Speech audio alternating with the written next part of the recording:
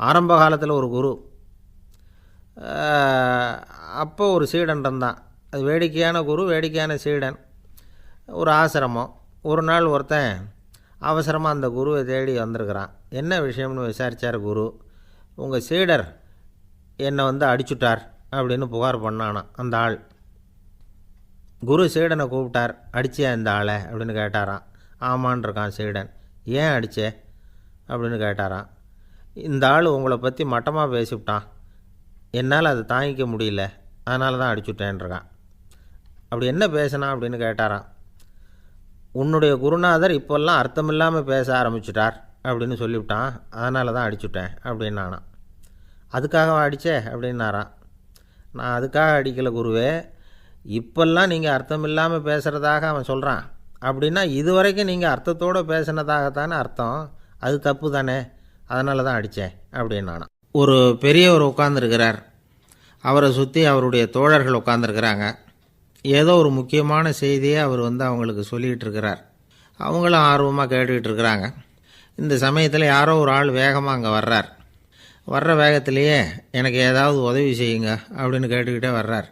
கேட்குறது உதவி, ஆனால் குரல் மிரட்டுறது மாதிரி இருக்குது, அதட்டி கேட்குறது மாதிரி இருக்குது. இதை கேட்டதும் அந்த பெரியவர் ஆத்திரப்படலை, ஆனால் அவரை சுற்றி இருந்தவங்க ஆத்திரப்பட்டாங்க. இதை பெரியவர் கவனித்தார். கொஞ்சம் அமைதியாக இருங்கன்னார். வந்தவரை கூப்பிட்டார். அவருக்கு சில பொருள்களை கொடுத்தார். என்னங்க இப்போ உங்களுக்கு மகிழ்ச்சி தானே அப்படின்னார். ஆ அப்படின்னு அலட்சியமாக அவர் சொல்கிறார். நான் உங்களை நல்ல முறையில் நடத்தினேன்னா அப்படின்னு கேட்குறாரு அவர் மறுபடியும்.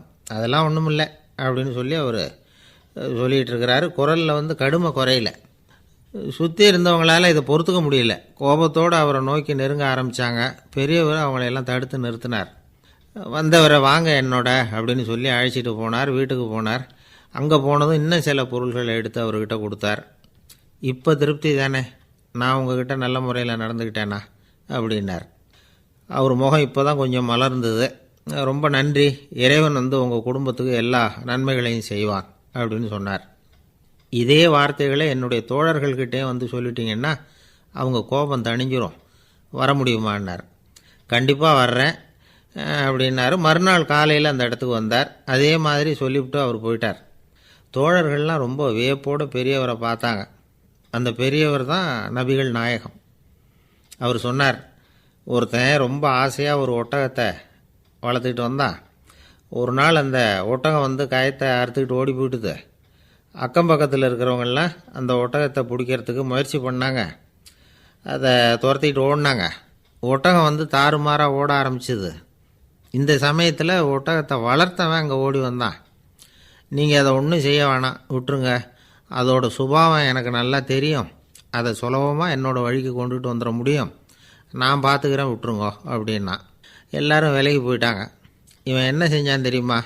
கொஞ்சம் புல்லை கையில் எடுத்துக்கிட்டு அந்த ஒட்டகத்தை நெருங்கினான், அவ்வளவுதான். அது ஓடி இவன் காலடியில் உட்காந்துக்கிட்டது. செல்லமாக அதை அப்படியே தடவி கொடுத்தான், முதுகில் ஏறி உட்காந்துக்கிட்டான். அது பாட்டுக்கு சாதுவாக நடந்து போகுது. இந்த கதையை நபிகள் நாயகம் தம்முடைய தோழர்களுக்கு சொல்கிறார். ஒட்டகத்தை மட்டும் இல்லை, சில மனிதர்களையும் கூட சில விதத்தில் அணுகி தான் அவர்களை சீர்திருத்த வேண்டியிருக்குது அப்படிங்கிறத அவங்களுக்கு உணர்த்தினார். இது ஒரு அழகான உளவியல் அணுகுமுறை. சில குடும்ப தலைவர்கள் கூட இந்த ஒட்டகம் மாதிரி நடந்துக்கிறது உண்டு, அப்புறம் அடங்கி போகிறதும் உண்டு. ஒரு குடும்ப தலைவர் காலையில் எழுந்திரிச்சதுலேருந்து சத்தம் போட்டு கத்திக்கிட்டு இருப்பார். பக்கத்தில் இருந்தவங்கெல்லாம் ஓடி போய் சமாதானம் பண்ணி பார்த்தாங்க. அவர் ஓயறது மாதிரி தெரியல. கடைசியில் அவர் மனைவி வந்தாங்க. நீங்கள் எல்லாம் விலகி போயிடுங்க, அவர் சுபாவம் எனக்கு தெரியும், நான் பார்த்துக்கிறேன் அப்படின்னாங்க. சரின்னு எல்லோரும் போயிட்டாங்க. சாயந்தரமாக பார்க்குறாங்க, அவர் சத்தம் இல்லாமல் ஒரு மூலையில் உட்காந்துருக்கிறார், ரொம்ப சாதுவா. ஆச்சரியமாக இருந்தது. என்னம்மா பண்ணீங்கன்னு கேட்டாங்க. அது ஒன்றும் இல்லைங்க, ஒரு வேளை சாப்பாட்டை நிறுத்தினேன், பட்னி போட்டேன், அவ்வளவுதான் அப்படின்னாங்க அந்த அம்மா. ஒரு ராஜா ஊரெல்லாம் சுற்றி பார்த்துட்டு வரலாம்னு ஒரு நாள் புறப்பட்டு போனார். ஒரு இடத்துல தறி நெசவு வேலை ரொம்ப மும்முரமாக நடந்துக்கிட்டு இருந்தது. ஒரு பெரியவர் தறியால் நெசவு வேலை செஞ்சுக்கிட்டு இருந்தார். பக்கத்தில் ஒரு அழகான பொண்ணு உட்காந்து நூலை சுற்றிக்கிட்டு இருக்குது. ராஜா அந்த பெரியவரை பார்த்து யார் இந்த பொண்ணுன்னு விசாரித்தார். ராஜா அப்படி கேட்டதும் அவருக்கு ரொம்ப பெருமையாக போயிட்டுது. ஏன்னா உட்காந்துருந்தது அவரோட மகள். அரசே, இது என்னுடைய மகள், இவ வேகமாக நூல் திரிக்கக்கூடியவள், வைக்கோலை எடுத்து இவ திரிச்சா கூட அது எல்லாம் பவுனிழையாக வெளியில் வரும் அப்படின்னு ஒரு ராசி இவளுக்கு அப்படின்னு ரொம்ப பெருமையாக ராஜா கிட்ட சொன்னார். ராஜா இதை கேட்டதும் அசந்துட்டார். அப்படியா, இவ்வளவு அழகும் சாமர்த்தியமும் உள்ள இந்த பொண்ணு என்னோட வரட்டுமே, இவளை என் மருமகளை ஆக்கிக்கிறேன் அப்படின்னார் ராஜா. அந்த பெரியவருக்கு ஒன்றும் புரியல. ஏதோ கொஞ்சம் பெருமையாக சொல்ல போவோ அது இப்படி ஆயிட்டுதே அப்படின்னு கவலைப்பட்டார். இருந்தாலும் ராஜா பேச்ச தட்ட முடியுமா, மகளை அனுப்பி வச்சுட்டார். ராஜா அந்த பொண்ணை அரண்மனைக்கு அழைச்சிட்டு வந்தார். அங்கே ஒரு அறையில் வச்சு பூட்டி விட்டார். அந்த ரூமு நிறைய வைக்கோலை கொண்டாந்து போட்டு அடைச்சாங்க. 3 ராட்டைகள் வேறு வச்சுருந்தாங்க. நாளைக்கு பொழுது விடியறதுக்குள்ளே நீ இந்த வைக்கோலையெல்லாம் தங்க இழைகளாக மாற்றி காட்டணும். நாளைக்கு காலம்புறம் வந்து நான் இந்த அறை கதவை திறப்பேன். உன் தகப்பன் சொன்னது மாதிரி எல்லாம் தங்கமாக மாறி இருக்கணும், இல்லைன்னா நீ உயிர் தப்ப முடியாது அப்படின்னு உத்தரவு போட்டார். பாவம் அந்த பொண்ணு என்ன பண்ணும், பகல் பூரா அழுதுகிட்டே உட்காந்துருக்குது. ராத்திரி பூராவும் தூக்கம் வரல. மறுநாள் அதிகாலை நேரத்தில் யாரோ கதவை தட்டுற சத்தம் கேட்டுது. பயந்துக்கிட்டே கதவை திறக்கிறா. திறந்து பார்த்தா வெளியில் 3 அவலட்சணமான பெண்கள். ஒருத்திக்கு வந்து கால் அகலமாக முறை மாதிரி இருக்குது, இன்னொருத்திக்கு கட்டை விரல் கரண்டி மாதிரி பெருசாக இருக்குது, 3ஆவது பொண்ணுக்கு உதடு தடித்து ரப்பர் மாதிரி தொங்கிக்கிட்டு இருக்கு. யார் நீங்கள், உங்களுக்கு என்ன வேணும் அப்படின்னு கேட்குது இந்த பொண்ணு. நாங்கள் உங்களுக்கு உதவி செய்கிறதுக்கு தான் வந்திருக்கிறோம் அப்படின்னு சொல்லி உள்ளே வந்தாங்க. உட்காந்தாங்க. கொஞ்ச நேரத்துக்குள்ளே உள்ளே இருந்த வைக்கோலையெல்லாம் தங்க இழைகளாக மாற்றி கொடுத்துட்டு போயிட்டாங்க. காலையில் ராஜா வந்தார். பார்த்தார். ஆகா பேஷுனார். இன்னும் கொஞ்சம் வைக்கோலை கொண்டாந்து அந்த ரூமில் போட சொன்னார். இந்த வைக்கோலையும் இன்றைக்கி தங்கமாக மாற்றிவிடு, நாளைக்கு மறுநாள் உனக்கும் இளவரசனுக்கும் கல்யாணம்னு சொல்லிவிட்டார். இன்றைக்கி ராத்திரி அந்த 3 பொண்ணுங்களும் வந்தாங்க. வைக்கோலை பொண்ணு இழைகளாக மாற்றினாங்க. புறப்பட்டாங்க. இந்த பொண்ணு அவங்க காலில் விழுந்து வணங்கினா. என் உசுரை காப்பாற்றினீங்க, உங்களுக்கு நான் என்ன கைமாறு செய்ய போகிறேன் அப்படின்னா. பயப்படாத, நீ விரும்பினா எங்களுக்கு ஒரு உதவி செய்யலாம். உன்னுடைய கல்யாணத்துக்கு நாங்கள் 3 பேரும் வரோம். நீ எங்களை வந்து வரவேற்று ராஜாக்கிட்டேயும் இளவரசர்கிட்டையும் நாங்கள் வந்து உன்னோட பெரியப்பா பொண்ணுங்கன்னு சொல்லி அறிமுகப்படுத்தி வை, நாங்கள் விருந்து சாப்பிட்டுட்டு போயிடுறோம் அப்படின்னாங்க. ரொம்பவும் சந்தோஷமாக சரின்னு ஒத்துக்கிட்டா. கல்யாண நாள் வந்தது. கல்யாணம் ரொம்ப கோலாகலமாக நடந்துக்கிட்டு இருக்கு. எல்லா தேசத்து ராஜா ராணிகளும் வந்துக்கிட்டு இருக்கிறாங்க. அந்த 3 அவலட்சணமான பொண்ணுங்களும் வந்து சேர்ந்தாங்க. யார் இவங்கன்னு கேட்டார் ராஜா. என் பெரியப்பா பொண்ணுங்க அப்படின்னா அந்த பொண்ணு. காலும் உதடும் கட்டை விரலும் ஏன் இப்படி உங்களுக்கு அவலட்சணம் ஆயிட்டுது அப்படின்னு கேட்டார். அதுக்கு அந்த பொண்ணுங்க பதில் சொன்னாங்க. என்ன செய்கிறது, ஓயாமல் வைக்கோலை நூற்று ஒருத்தியோட கட்டை விரல் அப்படி கரண்டி மாதிரி ஆயிட்டுது. நாக்கில் தொட்டு தொட்டு திரிச்சதுனால ஒருத்தியோட உதடு அப்படி ஆயிட்டுது. காலால் கட்டையை அழுத்தி அழுத்தி தறி போட்டதுனால இன்னொருத்தையோட கால் அப்படி ஆயிட்டுது. உங்கள் மருமகளாக வந்திருக்கிற இந்த பொண்ணு அந்த 3ஐயுமே செய்ய தெரிஞ்சவ தான். என்ன ஆக போதும் இன்னும் கொஞ்ச நாளில் அப்படின்னாங்க. அவ்வளவுதான். ராஜா பயந்துட்டார். அம்மா, இன்னையிலேருந்து நீ இளவரசனின் மனைவி. நீ எப்பவும் அழகாக இருக்கணும். அதனால் நீ இனிமேல் வைக்கோலை திரிக்கவே கூடாது அப்படின்னு உத்தரவு போட்டார். அவளை இக்கட்டான சூழ்நிலையிலிருந்து காப்பாற்றின அந்த 3 பொண்ணுங்களும் சந்தோஷமாக திரும்பி போயிட்டாங்களாம். சுவாமி சின்மயானந்தர் இந்த கதையை சொல்லியிருக்கிறார். தன்னலம் மறந்து சுயலாபத்தை வந்து தியாகம் செய்கிறது வைக்கோல்லிருந்து தங்க இழையை நூக்கிறது மாதிரி அப்படிங்கிறார் அவர். அது இருக்கட்டும், இப்போ நம்ம கதைக்கு வருவோம். ஒரு ராஜா தன்னோட மகனுக்கு சுயவரம் நடத்தினார்.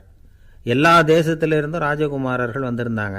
ராஜகுமாரியை கல்யாணம் பண்ணிக்கலாம்ங்கிற ஆசையில் சுயம்பர மண்டபத்திலேருந்து எல்லா ராஜகுமாரர்களும் அலறி அடிச்சுக்கிட்டு வெளியில் ஓடி வந்துக்கிட்டு இருக்கிறாங்களாம். ஏன் இப்படி எல்லாரும் மிரண்டு போய் ஓடி வர்றாங்கன்னு கேட்டார் ஒருத்தர். அதுக்கு இன்னொருத்தர் விவரம் சொன்னார். ராஜகுமாரியை இன்றைக்கி தான் அவங்க நேரில் பார்த்தாங்களாம், அதுதான் அப்படி ஓடி வந்துக்கிட்டு இருக்கிறாங்க அப்படின்னார். ஒரு தடவை நாரதர் ஒரு தெரு வழியாக போய்கிட்டு இருந்தார். வழியில் ஒருத்தர் வேத சாஸ்திரம்லாம் படிச்சுக்கிட்டு உட்காந்துருந்தார். அவர் நாரதரை பார்த்து எங்கே போயிட்டுருக்குறீங்கன்னு கேட்டார். கடவுளை பார்த்துட்டு வரலாம்னு போயிட்டுருக்கிறேன் அப்படின்னார் நாரதர். அப்படின்னா அவர்கிட்ட எனக்கு எப்போ முக்தி கிடைக்கும்னு கேட்டுட்டு வாங்களேன் அப்படின்னார் இவர். சரி கேட்டு வரேன் அப்படின்னு சொல்லிவிட்டு நாரதர் நடந்தார். கொஞ்சம் தூரத்தில் ஒரு மரத்தடியில் ஒரு தொழிலாளி செருப்பு தைச்சிக்கிட்டு உட்காந்துருந்தார். அந்த ஆளும் அதே மாதிரி கேட்டுக்கிட்டார். எனக்கு எப்போ முக்தி கிடைக்கும்னு கடவுள்கிட்ட கேட்டுக்கிட்டு வாங்களேன்னார். அவர்கிட்டையும் சரின்னு சொல்லிவிட்டு நாரதர் நேராக வைகுண்டத்துக்கு வந்து சேர்ந்தார். கடவுளை பார்த்தார். இவங்க 2 பேரும் சொல்லி அனுப்பின விஷயத்தை பற்றி கேட்டார். அதுக்கு கடவுள் சொன்னார், அந்த செருப்பு தைக்கிற தொழிலாளி உடல் நீத்ததும் உடனே என்னை வந்து அடைவான். ஆனால் அந்த சாஸ்திரம் படித்த ஆள் இப்போதைக்கு என்கிட்ட வந்து சேர மாட்டான். அவன் இன்னமும் பல பிறவிகள் எடுத்து அங்கேயே இருக்க வேண்டியிருக்குது.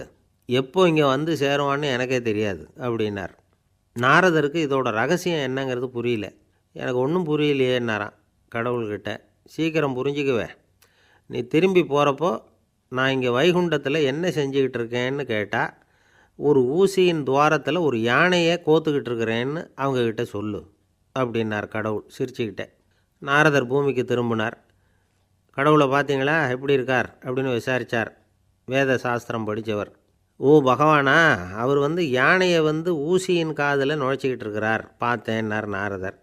ஊசி காதில் யானையா, அது எப்படி முடியும்? நீங்கள் சொல்கிறத நான் நம்ப மாட்டேன்னு விட்டார் அவர். சரி, இந்த ஆளுக்கு இறைவன் பேரில் நம்பிக்கை இல்லை அப்படிங்கிறத நாரதர் புரிஞ்சுக்கிட்டார். அடுத்தபடியாக அந்த தொழிலாளி இருந்த இடத்துக்கு போனார்.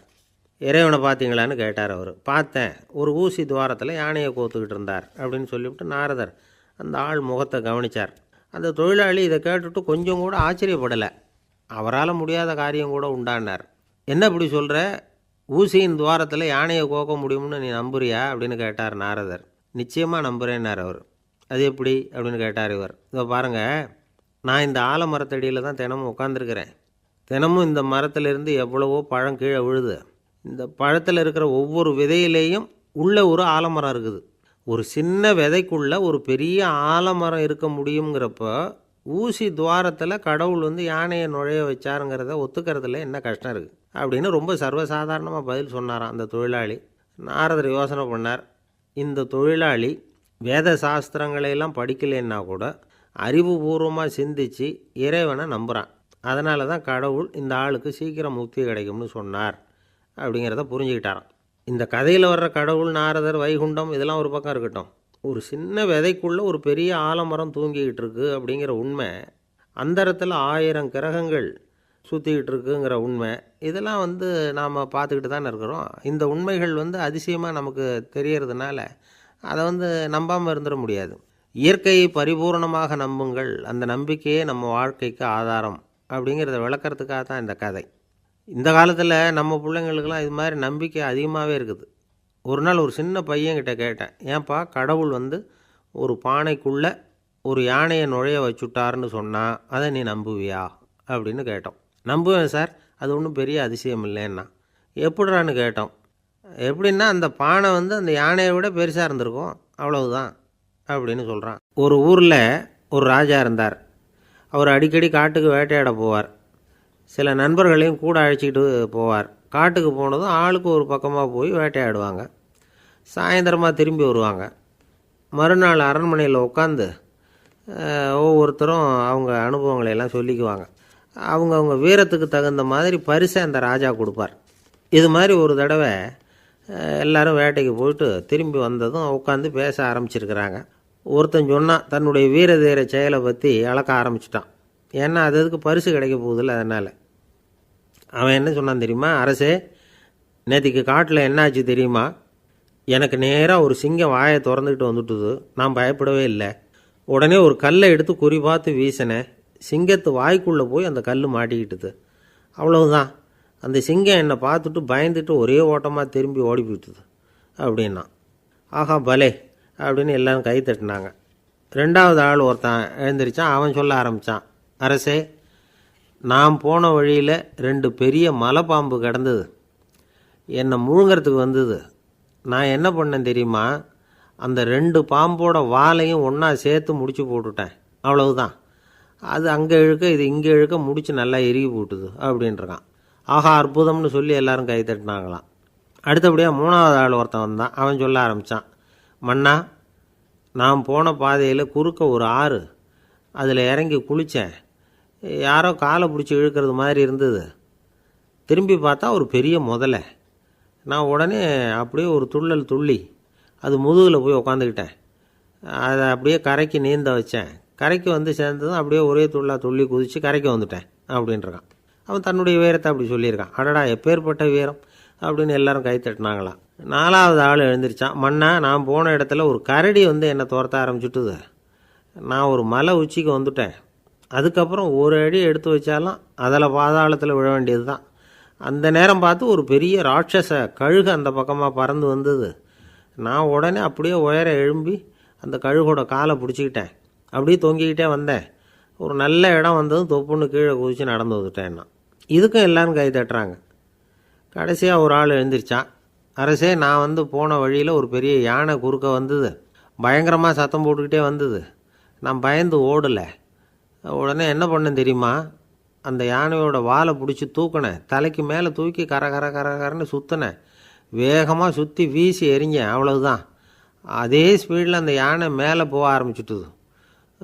இன்னும் கூட அது போய்கிட்டே தான் இருக்குது, கீழே விழவே இல்லைன்னா. இதை கேட்டதும் ராஜாவுக்கு கோபம் வந்துட்டுது. என்னை என்ன முட்டாள்னு நினச்சிக்கிட்டு பேசுகிறியா? யானையை நீ வாலை பிடிச்சி தூக்குன, அதை நான் நம்பணுமா அப்படின்னார். உடனே இவன் பணிவாக பதில் சொன்னான். அரசே, ஒரு சிங்கத்து வாயில் கல் மாட்டிக்கிட்டதை நம்புறீங்க, மலைப்பாம்பு வாலை பிடிச்சி முடிச்சு போட்டதை நம்புறீங்க, முதல்ல முதுகில் சவாரி பண்ணதையும் நம்புறீங்க, கழுகு காலை பிடிச்சிக்கிட்டு பறக்கிறதையும் நம்புறீங்க. அப்படி நம்புறப்போ நான் சொன்னதை மட்டும் நம்பக்கூடாதா அப்படின்னு கேட்டானான். பொய் சொன்னவங்கெல்லாம் தலையை தொங்க போட்டுக்கிட்டாங்களாம். ராஜா அவங்கள பார்த்து சொன்னாராம், நீங்கள் எல்லாரும் என்னை முட்டாளாக்கியிருக்கிறீங்க. கடைசியாக பேசின இவன் தான் எனக்கு உண்மை எது பொய் எதுங்கிறத புரிய வச்சிருக்கிறான். இவன் தான் உண்மையான தைரியசாலி அப்படின்னு சொல்லி அவனுக்கே பரிசையெல்லாம் கொடுத்து பாராட்டினாராம். இப்படி ஒரு கதை. உண்மையை நிலைநாட்டுகிறவன் தான் உண்மையான வீரன் அப்படிங்கிறத இதிலிருந்து நாம் புரிஞ்சுக்கணும். இந்த காலத்துல எல்லாம் பொய் சொன்னால் தான் பிழைக்க முடியுங்கிறது ஒரு சில பேரோட நம்பிக்கை. ஒரு அப்பாவுக்கு தன் மகனுக்கு பொய் சொல்ல தெரியலையேங்கிற கவலை. பொய் சொன்னால் தான் இந்த உலகத்தில் பிழைக்கலாம், ஆனால் இவனுக்கு அது தெரியலையே, அதனால் இவனை அழைச்சிட்டு போய் நடுக்கடலில் விட்டுட்டு வந்துடுவோம் அப்படின்னு அழைச்சிட்டு புறப்பட்டான். கடற்கரைக்கு போனான். மகனுக்கு சந்தேகம், எங்கேப்பா என்னை அழைச்சிட்டு போகிறேன்னு கேட்டிருக்கான். கடலில் மீன் பிடிக்க கற்றுக் கொடுக்க போகிறேன் உனக்கு அப்படின்னானா. நான் ஏற்கனவே மீன் பிடிச்சிட்டேனேன்னானா இவன் மகன். எங்கே அதுன்னு கேட்டிருக்கான் அப்பங்காரன். சுட்டு சாப்பிட்டுட்டேன்ருக்கான் புள்ள. அப்பங்காரன் பார்த்தான், சரி நம்ம புள்ள பொழைச்சிக்கோ அப்படின்னு சொல்லி திருப்பி அழைச்சிட்டு வந்துட்டானா. ஒரு ஆள் அசையாமல் கிடக்கிறார். அவர் இருக்காரா போயிட்டாராங்கிறத எப்படி முடிவு பண்ணுறோம்? அவர் மூக்குக்கு முன்னாடி புறங்கையை வச்சு பார்க்குறோம், மூச்சு வருதா இல்லையா அப்படிங்கிறத கண்டுபிடிக்கிறதுக்காக. மூச்சுங்கிறது அவ்வளவு முக்கியமான ஒரு விஷயம். சுவாசம் இல்லைன்னா எதுவுமே இல்லை. நம்ம பூமி இருக்க அது கூட சுவாசிக்குதுங்கிறத சோவியத் விஞ்ஞானிகள் கண்டுபிடிச்சிருக்கிறாங்க. பூமிக்கு மேலே இருக்கிற மண் அடுக்கில் காற்றில் உள்ள ஆக்சிஜன் ஆக்சிகரணம் அடையுது அப்படின்னு தான் இதுவரைக்கும் எல்லோரும் நம்பிக்கிட்டு இருந்தாங்க. ஆனால் இப்போ என்ன கண்டுபிடிச்சிருக்கிறாங்கன்னா, அந்த ஆக்சிஜன் பூமிக்குள்ளே 1 கிலோமீட்டர் ஆழம் வரைக்கும் ஊடுருவி போகுதான். பூமிக்குள்ளே 2 பக்கமும் பல கிலோமீட்டர் வரைக்கும் பரவுதான். பூமிக்குள்ளே இருக்கிற நீர்நிலை அடுக்குகள் தான் நுரையீரல் செய்கிற வேலையை செய்யுதான். நம்ம உடம்புல நுரையீரல் இல்லைன்னா ஒன்றும் நடக்காது. ஒரு மரத்தை தலைகீழாக தொங்க போட்டால் எப்படி இருக்கும் அப்படி யோசிச்சு பாருங்கள். அப்படி தான் இதுவும், நுரையீரலும் அப்படி தான் இருக்கும். வலது பக்கம் ஒன்று, இடது பக்கம் ஒன்று. வலது பக்கம் நுரையீரல் கொஞ்சம் பெருசாக இருக்கும், நுட்பமான நரம்பு குழாய்கள் அதில் இருக்கும். கோடிக்கணக்கான நுண்ணிய குழாய்களை வச்சுக்கிட்டு தான் அது வேலை செய்யுது. 25 கோடி குழாய்கள் இருக்கும். அதை அப்படியே முழுசாக பிரித்து பரப்புனா ஒரு டென்னிஸ் கோர்ட்டில் பாதி பரப்பளவு இருக்குமா. நுரையீரல் நிறம் கருஞ்சிவப்பு தான். புகை அதிகமாக உள்ளே போச்சுன்னா அது கருப்பாயிடுது. காற்றுல உள்ள பிராணவாயுவை இது இழுத்து எடுத்துக்கிட்டு ரத்தத்தை சுத்தப்படுத்துகிற முக்கியமான வேலையை இது செய்யுது. அசுத்த காற்றை வெளியில் அனுப்பி வச்சுருது. ஒருத்தர் வேகமாக ஓடி வரார், அவருக்கு மூச்சு இறைக்கும். பயங்கரமாக எதையாவது பார்த்து விடுறார், உடனே மூர்ச்சை ஆகிடுவார். இது மாதிரி சமயங்களில் வேறு எந்த தூண்டுதலும் இல்லாமல் நுரையீரல் தானாகவே இயங்கும். இப்படி ஒரு அவசியம் ஏற்படுறப்போ இயக்கத்தை தூண்டி விடுற முக்கியமான இணைப்பு மூளைக்கு கீழே முதுகு எலும்புக்கு மேற்பகுதியில் இருக்குது. அது உடனே சுவாசத்துக்கு அவசர உதவியை கொடுக்குது. இப்போ ஒருத்தர் பேசாமல் உட்காந்துருக்கார். இந்த சமயத்தில் அவருக்கு 1 பங்கு காற்று தேவைப்படுதுன்னு வச்சுக்கோங்க. அவர் எழுந்திரிச்சு நடக்கும் பொழுது 1.5 மடங்கு தேவைப்படும். ஓடினார்னா 3 மடங்கு தேவைப்படும். படுத்துருக்கிறப்ப 1/2 மடங்கு தான் தேவைப்படும்.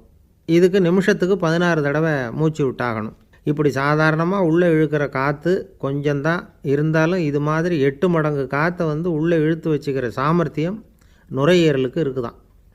தண்ணி, நுண்கிருமிகள், ரசாயன பொருள் இப்படி எது உள்ளே போனாலும் நுரையீரல் சமாளிச்சுக்கும். 30 வருஷமாக விடாத புகை பிடிக்கிறவர் தொடர்ந்து உள்ளே அனுப்பி வைக்கிற புகையை கூட சமாளிக்குதுன்னா பார்த்துங்களேன். உள்ளே போகிற புகை நுட்பமான சுவாச முடிச்சுகளை அழிச்சு விடுது. கறி புகை அது மேலே படிஞ்சு உபயோகம் இல்லாமல் பண்ணிவிடுது. ஆனாலும் தேவைக்கு அதிகமாக 8 மடங்கு கூடுதலாக சுவாச முடிச்சுகள் நம்ம உடம்புக்குள்ளே இருக்கிறதுனால சமாளிக்க முடியுது. சமாளிக்க முடியலன்னா சில சமயம் மூச்சு திணறும். அதை ஒரு எச்சரிக்கையாக எடுத்துக்கிட்டு புகை பிடிக்கிற பழக்கத்தை விட்டுடணும். அதுதான் நல்லது. ஆனால் அப்படி யார் விடுறது? இணை பிரியாத 2 நண்பர்கள் இருந்தாங்களாம். 2 பேரும் விடாமல் சிகரெட்டு குடிக்கிறவங்க. அதில் ஒருத்தன் செத்து போட்டான். இன்னொருத்தன் அதுக்கப்புறம் ரெண்டு சிகரெட்டாக குடிக்க ஆரம்பித்தானா. ஏன் இப்படி பண்ணுறேன்னு கேட்டிருக்காங்க. நான் ஒரு சிகரெட்டு தான் குடிக்கிறேன், செத்து போன என்னுடைய ஃப்ரெண்டு இருக்கானே செத்து போனவன், அவனுக்காக இன்னொரு சிகரெட்டு குடிக்கிறேன் அப்படின்னு நானா. இது ரொம்ப ஆபத்து, விட்டுடு அப்படின்னு சொல்லியிருக்காங்க. சரின்னு ஒத்துக்கிட்டான். ஆனால் அதுக்கப்புறமும் ஒரு சிகரெட் வீதமாக குடிச்சிக்கிட்டே இருந்தான். சிகரெட்டு பழக்கத்தை நீ இன்னும் விடலையான்னு கேட்டாங்களாம். அந்த பழக்கத்தை நான் எப்போவோ விட்டுட்டேன், இப்போ நான் குடிக்கிறது என் ஃப்ரெண்டுக்காக அப்படின்னு நானா. இவங்கெல்லாம் எப்படி திருந்துறது? என்னை விட யோக்கியம் இந்த உலகத்தில் வேறு யாரும் இல்லை சார் அப்படின்னார் ஒருத்தர். அவரை விட அயோக்கியன் வேறு யாரும் இருக்க முடியாதுங்கிற முடிவுக்கு கேட்டவங்க வந்துட்டாங்களாம். மனுஷனுக்கு இருக்கிற ஒரு மிகப்பெரிய குறையே தன்கிட்ட இருக்கிற குறை அவனுக்கு தெரியாமல் போகிறது தான். ஆனால் அடுத்தவங்ககிட்ட இருக்கிற குறை இவனுக்கு தெளிவாக தெரிஞ்சிடும். ஒரு ஒட்டகம் ஒரு கொக்கை பார்த்து ஒரு கேள்வி கேட்டு தான். என்ன கேள்வி தெரியுமா? உன் கழுத்து ஏன் இப்படி வளைஞ்சி போயிருக்குது அப்படின்னு கேட்டிருக்கு. இதுக்கு உடம்பே வளைச்சல். இது போய் கொக்கை கிண்டல் பண்ணுது. இன்றைக்கி மனித சுபாவமும் கிட்டத்தட்ட இப்படி தான் இருக்குது. இந்த உலகத்தில் குறையில்லாத மனிதர்கள் யாரும் கிடையாது, நாம் உள்பட. அப்படிங்கிறத முதல்ல நாம் நல்லா புரிஞ்சுக்கணும். ஒரு ஊரில் ஒரு விற்பனை நிலையம் இருந்தது. செல்ல பிராணிகளை விற்பனை செய்கிற நிலையம் அது. நாய், கிளி, பூனை இப்படி நிறைய வச்சு விற்பனை பண்ணிகிட்டு இருக்கிறாங்க. நாய்க்குட்டி விற்பனை செய்கிற பகுதியில் ஒரு சிறுவன் நின்றுக்கிட்டு இருந்தான். விற்பனை செய்கிற ஆளுக்கிட்ட விலை கேட்டுக்கிட்டு இருந்தான். அதோ இருக்குதே அந்த நாய்க்குட்டி என்ன விலை அப்படின்னு கேட்டானா. 1000 ரூபா அப்படின்னாரான். சரி அது வேணாம், இது என்ன விலைன்றிருக்கான். 500 ரூபா அப்படின்னாரான். இந்த சின்ன பையன் கையில் வச்சுருந்தது வெறும் 50 ரூபா தான். அதனால் இதை விட குறைச்சலாக கிடைக்குமான்னு பார்த்துருக்கான். அந்த கடையில் ஒரு மூலையில் சரியாக கவனிக்கப்படாமல் ஒரு நாய்க்குட்டி படுத்து கிடந்தது. பாவமாக கத்திக்கிட்டு இருந்தது. அதை பார்த்ததுமே இவனுக்கு அது ரொம்ப பிடிச்சி போச்சு. உடனே அந்த கடைக்காரரை பார்த்து, அதுவும் அந்த மூலையில் படுத்து கிடக்குதே அந்த நாய்க்குட்டி என்ன விலை அப்படின்னு கேட்டிருக்கான். தம்பி, அது ஒரு கால் ஊனம், அதனால் அது உன்னோட குதித்து விளையாடவோ ஓடுறதோ அதால் முடியாத காரியம் அப்படின்ட்டுருக்கார் அவர். அது தெரிஞ்சு தாங்க கேட்குறேன், அதோட விலை என்ன அதை மட்டும் சொல்லுங்களேன் அப்படின்ட்டுருக்கான். தம்பி, இது கால் ஊனம் உள்ள ஒரு நாய். இதை போய் காசு கொடுத்து வாங்கிறதுக்கு யாராவது பிரியப்படுவாங்களா? இதை நான் உனக்கு இலவசமாகவே தர்றேன், எடுத்துகிட்டு போ அப்படின்னாரான். இதை கேட்டதும் அந்த சிறுவனுக்கு கோவம் வந்துட்டு தான். நீங்கள் ஒன்றும் சும்மா கொடுக்க வேணாம், இந்தாங்க 50 ரூபா, இதை வச்சுக்கிட்டு நாய்க்குட்டியை கொடுங்க அப்படின்ட்டுருக்கான். அவருக்கு ஒன்றும் புரியல, ஆச்சரியமாக இருந்தது. சரின்னு பணத்தை வாங்கிட்டு நாய்க்குட்டியை தூக்கி கொடுத்தார். அந்த சிறுவன் அந்த நாய்க்குட்டியை 2 கையாலையும் வாங்கினா, மார்போடு பிரியமாக சேர்த்து அணைச்சிக்கிட்டான். தெருவில் இறங்கி நடக்கிறான். அப்படி நடக்கும்பொழுது தான் பார்க்குறார், கடைக்காரர் ஆச்சரியமாக அவனை பார்க்குறார். அப்போ தான் அவருக்கு ஒரு விஷயம் புரியுது. அந்த சிறுவன் தெருவில் நாய்க்குட்டியை மார்போடு அணைச்சிக்கிட்டு விந்தி விந்தி நடந்து போய்கிட்டு இருக்கிறான். ஆமாம், அவனுக்கும் ஒரு கால் ஊனம். இந்த நாய்க்குட்டியை யாருமே வாங்க மாட்டாங்கன்னு நினச்சிக்கிட்டு இருந்தார். குறையுள்ள அதுக்கும் ஒரு எஜமானன் கிடச்சிட்டான். அதனால் ஊனம் ஒரு குறை இல்லை அப்படிங்கிற உண்மையை அந்த கடைக்காரர் புரிஞ்சுக்கிட்டாரான். நம்மால் ஒருத்தர் கொஞ்சம் வயசானவர், எழுந்திரிச்சு சரியாக நடக்க முடியாது, சாய்வு நாற்காலியிலேயே எப்பவும் உட்காந்துருப்பார். அவர் தனக்கு துணையாக ஒரு நாயை பக்கத்தில் வச்சுருந்தார். அதுவும் ரொம்ப வயசான ஒரு நாய், எழுந்திரிக்கவே சிரமப்படும், நடக்கவும் முடியாது. அவர் பக்கத்துலேயே இதுவும் சோர்ந்து போய் படுத்து கிடக்கும். அந்த பெரியவரை பார்க்க வந்த ஒருத்தர் கேட்டார், ஏங்க, ஒரு சின்ன பையனை உங்களுக்கு துணையாக வச்சுக்கப்படாதா? இந்த நாயை உங்களுக்கு பாதுகாப்பாக வச்சுருக்கிறீங்களே, உங்களுக்கு ஒரு ஆபத்துன்னா இது எப்படி உங்களுக்கு உதவ முடியும் அப்படின்னார். அப்போ அவர் சொன்னாராம், எனக்கு ஒரு ஆபத்துன்னா அந்த சமயத்தில் இந்த நாய் என்னை தனியாக விட்டுட்டு ஓடி போயிடாமல் இருக்கணும்ல, அதுக்காக தான் இதை நான் வச்சுருக்கிறேன் அப்படின்னாராம். நம்மளில் சில பேர் ரொம்ப தைரியமாக இருப்பாங்க. நாம் கூட சொல்கிறது உண்டு, அந்த ஆளுகிட்ட வர்றதுக்கு யமன் கூட பயப்படுவான் அப்படின்னு சொல்கிறது உண்டு. தைரியசாலிகளை நெருங்கிறதுக்கு யமன் பயப்படுவான் அப்படின்னு சொல்கிறது உண்மை தான், அது பொய் இல்லை. மன வலிமை இருக்குது பாருங்கள், அது மனுஷனை காப்பாற்றும். இது மருத்துவ ரீதியான உண்மை. உடல் கோளாறுகள் மன ஆரோக்கியத்தை பாதிக்கும். மன எழுச்சி, மன போராட்டம் இதெல்லாம் உடல் இயக்கத்தில் மாறுதலை உண்டாக்குது. சில வகையான நோய்களுக்கும் மனசுக்கும் இருக்கிற சம்பந்தம் என்னங்கிறத பற்றியெல்லாம் இப்போ ஆராய்ச்சி பண்ணுறாங்க.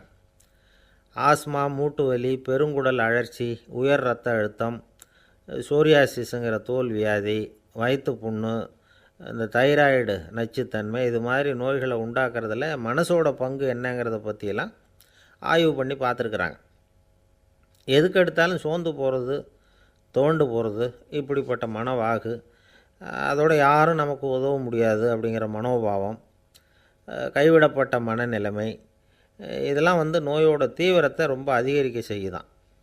இவங்கெல்லாம் அந்த கை கால் வலிக்குது, உடம்பு அசதியாக இருக்குது, தூக்கம் வரல, முதுகு வலிக்குது, உடம்புல உணர்ச்சி குறையுது, கை கால் விரல்லாம் மரத்து போகுது, இப்படி ஏதாவது சொல்லிக்கிட்டு டாக்டர்களை தேடி வந்துக்கிட்டு இருப்பாங்க.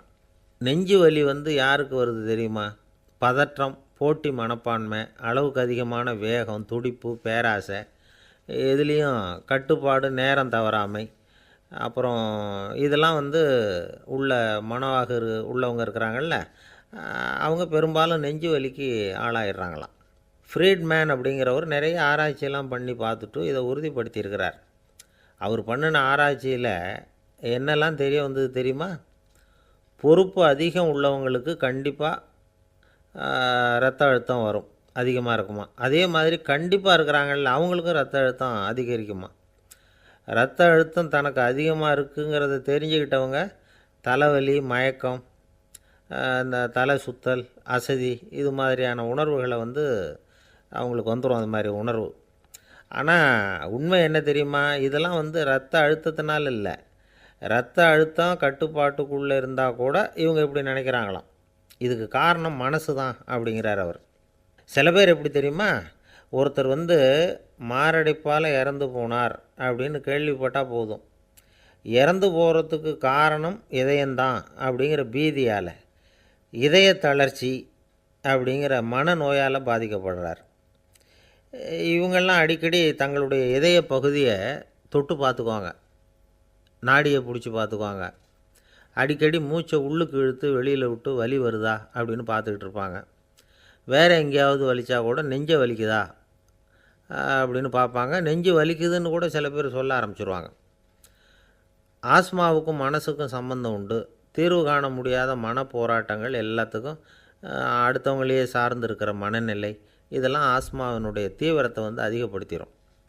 பயம், இது எப்படின்னா என்ன நடக்குமோங்கிற பதற்ற நிலை, அப்புறம் இந்த பயம், இதெல்லாம் சுவாசித்தலை அதிகரிக்க செய்யுது இல்லையா.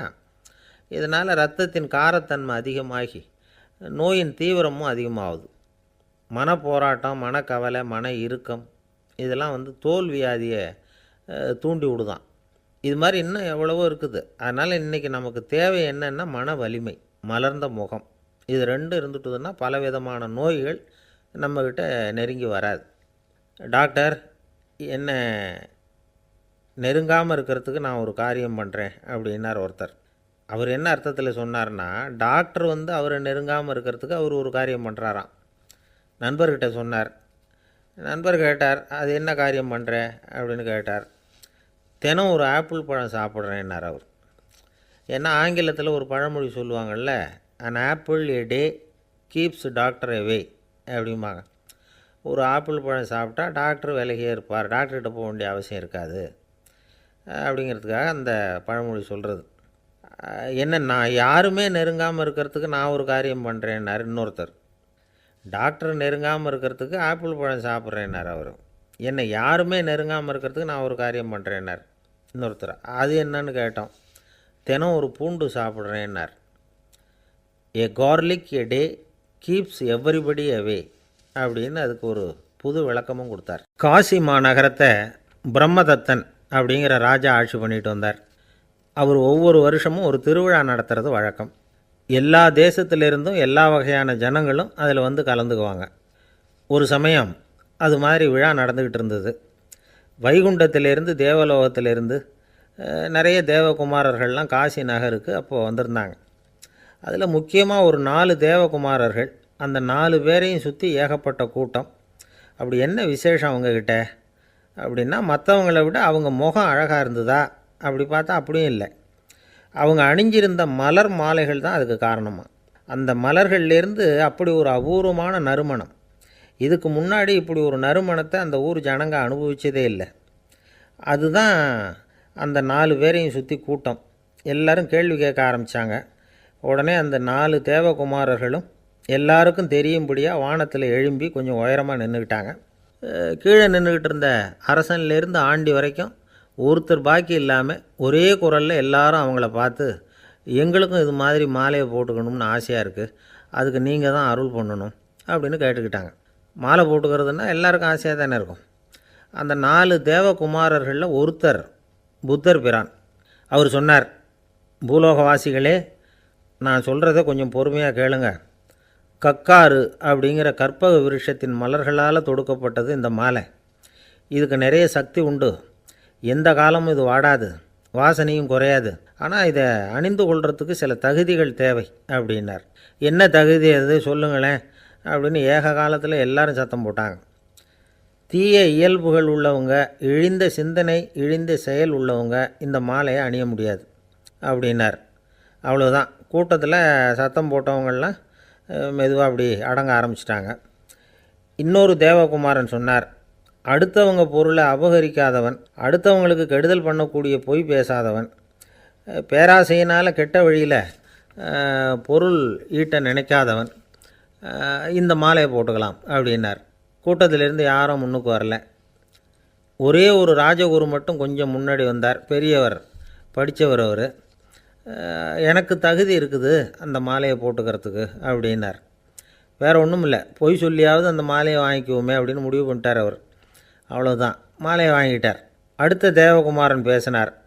யாருக்கு திடமான அறிவும் மனமும் இருக்குதோ, யாருக்கு நல்ல காரியங்களில் அசையாத ஈடுபாடு இருக்குதோ, நல்ல அரிய பொருள்களை தனியாக தான் மட்டும் அனுபவிக்க விரும்பாதவர் யாரோ அவர் முன்னாடி வந்து இந்த மாலையை வாங்கிக்கலாம் அப்படின்னார். அந்த தகுதியும் எனக்கு இருக்குன்னார் ராஜகுரு. மாலையை வாங்கி போட்டுக்கிட்டார். இன்னொரு ராஜகுமாரன் பேச ஆரம்பித்தார். அறநெறியில் செல்வம் சேர்க்கணும், ஆடம்பர பொருள்களுக்கு அடிமையாகக்கூடாது, வெற்றி அடைஞ்சாலும் கர்வம் வரக்கூடாது, அப்படிப்பட்டவங்க இந்த மாலையை போட்டுக்கலாம்னார். துணிஞ்சு பொய் சொல்லி அதையும் வாங்கி கழுத்தில் போட்டுக்கிட்டார் இந்த ராஜகுரு. இன்னொரு ராஜகுமாரன் சொன்னார், சான்றோர்களை நிந்திக்காதவங்க, புறம் பேசாதவங்க இந்த மாலையை போட்டுக்கலாம்னார். அதையும் வாங்கி போட்டுக்கிட்டார். திருவிழா முடிஞ்சுது, எல்லோரும் திரும்பி போயிட்டாங்க. மறுநாள் ராஜகுரு 4 மாலைகளையும் போட்டுக்கிட்டு ராஜசபைக்கு வரார். வந்தவர் ரொம்ப அவஸ்தையோடு வர்றார். மாலையெல்லாம் வாடி போயிட்டுது, வாசனை எதுவும் கிடையாது. அது மட்டும் இல்லை, அவருக்கு கடுமையான தலைவலி வேறு வந்துட்டுது. துடிச்சு போயிட்டார். மாலையை கழட்டவும் முடியல. ஜனங்கள்லாம் அவரை பார்த்து சிரிக்க ஆரம்பிச்சிட்டாங்க. என்னத்துக்கு ஆசைப்படணும், ஏன் இப்படி கஷ்டப்படணும் அப்படின்னு. ராஜா பார்த்தார். மறுபடியும் விழாவுக்கு ஏற்பாடு பண்ணினார். தேவகுமாரர்கள்லாம் வந்தாங்க.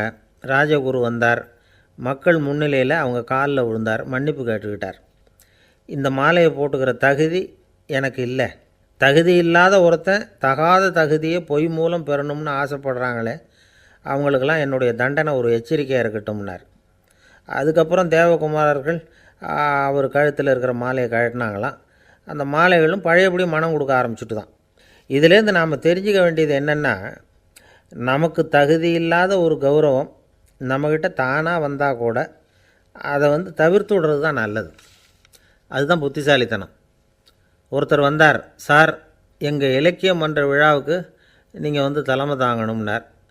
உடனே இவர் சொன்னார், பேச்சாளர், சார், இலக்கியத்தை பற்றி பேசுகிற தகுதி எனக்கு இல்லையே அப்படின்னார். உடனே அவர் கூப்பிட வந்தவர் சொன்னார், அந்த தகுதி உங்களுக்கு இல்லைங்கிறது எங்களுக்கும் தெரியும் சார், அதனால தான் உங்களை தலைமை தாங்க கூப்பிட்றேன் அப்படின்னார். அது சரி, தலைமைன்னா அதுக்கு இவர் என்ன தான் அர்த்தம் பண்ணுறாருன்னு தெரியல.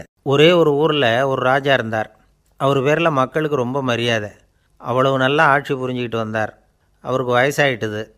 அதனால் ஒரு நாள் அமைச்சரை கூப்பிட்டார். இதை பாருங்கள், எனக்கு வயசாகிட்டுது, அதனால் இந்த அரச பொறுப்பையெல்லாம் நீங்கள் ஏற்றுக்குங்க அப்படின்னார். அதுக்கப்புறம் ராணியை கூப்பிட்டார். வா, நாம் இனிமேல் இங்கே இருக்க வேணாம், காட்டுக்கு போய் தவம் பண்ணலாம் அப்படின்னு கூப்பிட்டார். இந்த செய்தி மக்களுக்கு அறிவிக்கப்பட்டது. மக்கள் உடனே கூட்டம் கூட்டமாக அரண்மனைக்கு வர ஆரம்பிச்சிட்டாங்க. மன்னரை போய் பார்க்குறாங்க. அரசே, தாங்கள் எங்களுக்கு தந்தை மாதிரி. நீங்கள் காட்டுக்கு போயிட்டால் நாங்கள்லாம் இங்கே எப்படி இருக்க முடியும்? எங்களுக்கெல்லாம் எந்த துன்பமும் இல்லாமல் பார்த்துக்கிட்டு வர்றீங்க. இது மாதிரியான ஒரு அரசாட்சி இல்லைன்னா மக்கள் வாழ்ந்து என்ன பயன் அப்படின்னாங்க. இருந்தாலும் என்ன பண்ணுறது, வயசாயிட்ட காரணத்தினால இந்த முடிவுக்கு வர வேண்டியிருக்குது அப்படின்னாராம் ராஜா. அப்படின்னா நீங்கள் காட்டுக்கு போக வேணாம், நாங்கள் போகிறோம். நாங்கள் அங்கே போய் தவம் பண்ணுறோம், வழிபாடு பண்ணுறோம். கடவுள் வருவார், அவர்கிட்ட வரம் வாங்கிட்டு வந்துடுறோம் அப்படின்னாங்களாம். அப்படி சொல்லிவிட்டு உடனே எல்லோரும் காட்டுக்கு போனாங்க. நாட்டு மக்கள் எல்லாரும் ஒட்டு மொத்தமாக காட்டில் உட்காந்துக்கிட்டு தவம் பண்ணுறதை பார்த்தார் கடவுள். உடனே புறப்பட்டு வந்தார். எல்லோரும் இப்படி உட்காந்துருக்குறீங்களே, என்ன வேணும் உங்களுக்கு அப்படின்னு கேட்டார்.